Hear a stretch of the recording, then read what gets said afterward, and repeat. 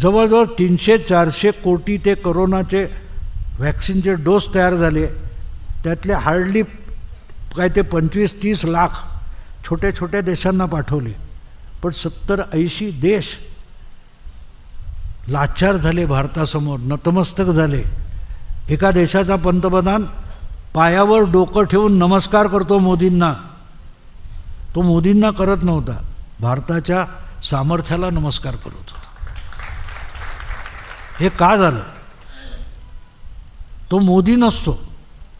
मोदींनी तुम्हा आम्हाला सगळ्यांना मोदी बनवून टाकले, आपल्याला महत्त्वाकांक्षी बनवले.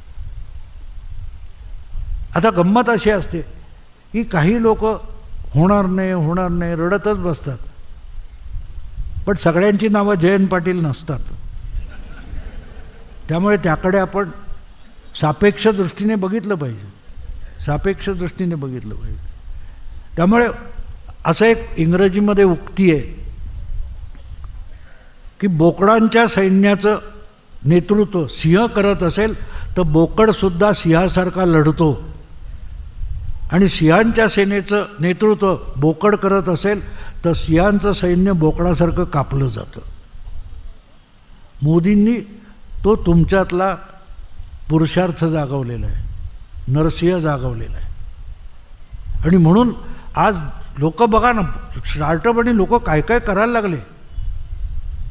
बंगलोरमध्ये स्टार्टअप व्हायचे, आता कुठच्या तरी ओरिसाच्या खेड्यातून एकदम स्टार्टअप कंपनी सुरू करतो. कुठच्या लेव्हलवर आपण जाऊन पोचलो. आता या प्रत्येकाला मोदींनी मदत केली, मोदींनी मार्गदर्शन नाही केलेलं, पण एक इच्छा दाखवली.